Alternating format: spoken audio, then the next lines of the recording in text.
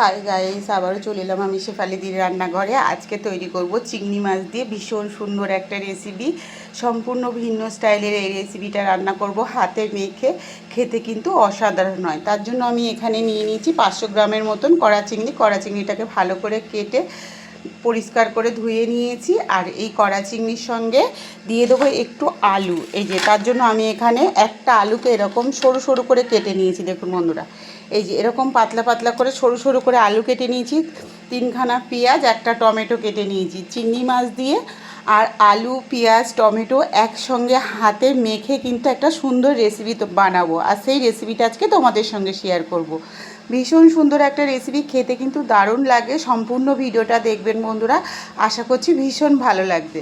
আর রেসিপিটা ভালো লাগলে আমার চ্যানেলটাকে সাবস্ক্রাইব করে পাশে থাকবেন। ফেসবুক থেকে দেখলে একটা ফলো করে দেবেন। আর কমেন্টে কিন্তু জানাতে ভুলবেন না আজকে রেসিপিটা কেমন হয়েছে।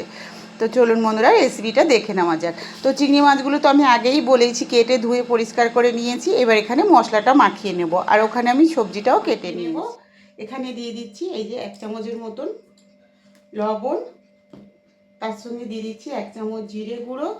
এই যে এই চামচের 1 চামচ জিরে গুঁড়ো দিয়েছি। 1 চামচ লঙ্কা গুঁড়ো, 1/2 চামচ হলুদ গুঁড়ো।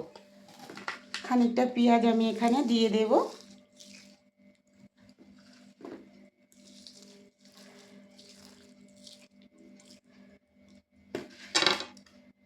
পেঁয়াজটাকে কিন্তু সম্পূর্ণ হাত দিয়ে একটু এরকম দলে নিতে হবে, নিলে কিন্তু একটা থেকে একটা পেঁয়াজগুলো ছেড়ে যাবে।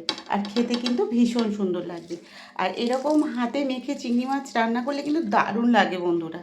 তো এখানে সব কিছু আমি মাখিয়ে দিয়ে দিয়েছি। এবার এগুলোকে আমি সুন্দর করে মাখিয়ে নেব। চিংড়ি মাছগুলোকে সব মশলা দিয়ে কিন্তু চিংড়ি মাছগুলো মাখিয়ে নেব।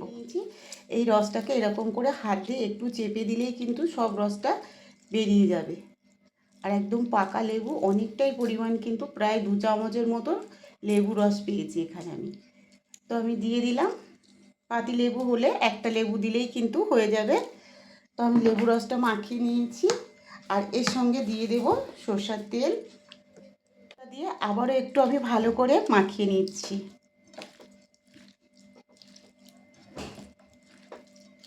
টমেটো আমি এর সঙ্গে দিয়ে দিচ্ছি, দিয়ে চিংড়ি মাছের সঙ্গে মাখিয়ে নিচ্ছি। বাকিটা আলুর সঙ্গে আমি দেব। তো দেখুন সুন্দর করে মাখানো হয়ে গেছে। মিনিট 10 মতন আমি এটাকে রেস্টে রেখে দেব।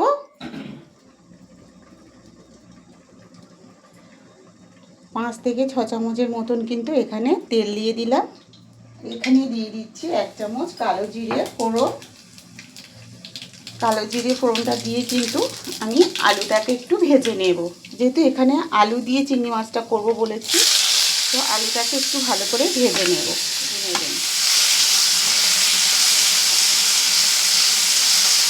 এখানে 1/2 চামচ লবণ দিয়ে দিলাম। আর তার সঙ্গে দিয়ে দিচ্ছি 1/2 চামচের মতো আলুটাকে ভালো করে ভেজে নিচ্ছি। এই আলুর ভেতরে এখানে যে একটা টমেটো কেটে রেখেছিলাম বন্ধুরা, টমেটোটা আমি দিয়ে দিচ্ছি। টমেটোটা দিয়ে আরও ভালো করে একটু আলুটাকে কষিয়ে নেব। মাছগুলো কিন্তু এর মধ্যে দিয়ে দেব। এই দেখুন। তো বন্ধুরা দেখুন, মিনিট 5 ভালো করে কষিয়ে নেব এই আলুর সঙ্গে চিংড়ি মাছগুলো যে মাখিয়ে রেখেছিলাম আমি একটা ঢাকনা নিয়ে নিয়েছি। এবার ঢাকনাটা দিয়ে ঢেকে আরও 10 মিনিট আমি ভালো করে রান্না করে নেব। এই দেখুন, এই 1 কাপ জল আমি এর ভেতরে দিয়ে দিলাম।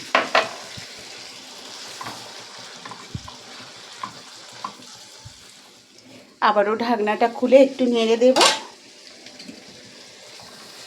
দেখুন বন্ধুরা, কত সুন্দর কালারটা এসছে। একদম মাখা মাখা তরকারিটা হয়ে গেছে। বাড়িতে গেস্ট এলেও কিন্তু বন্ধুরা এই চিংড়ি মাছের রেসিপিটা বানিয়ে খাওয়াতে পারেন। প্রত্যেকেই কিন্তু আপনার প্রশংসা করবে, এতটাই সুন্দর লাগে এই চিংড়ি মাছের রেসিপিটা। তো তোমাদের কেমন লাগলো বন্ধুরা অবশ্যই কমেন্টে জানিও। আর রেসিপিটা ভালো লাগলে শেফালিদির রান্নাঘর চ্যানেলটাকে সাবস্ক্রাইব করে পাশে থেকো। আর ফেসবুক থেকে দেখলে একটা ফলো করে দিও। কমেন্টে কিন্তু অবশ্যই জানিও আজকে রেসিপিটা কেমন হয়েছে। আর বন্ধুদের মধ্যে বেশি বেশি করে শেয়ার করো, লাইক করতে ভুলো না। অবশ্যই একটা লাইক করে দিও। সবাই ভালো থেকো, সুস্থ থেকো আর পাশে থেকো।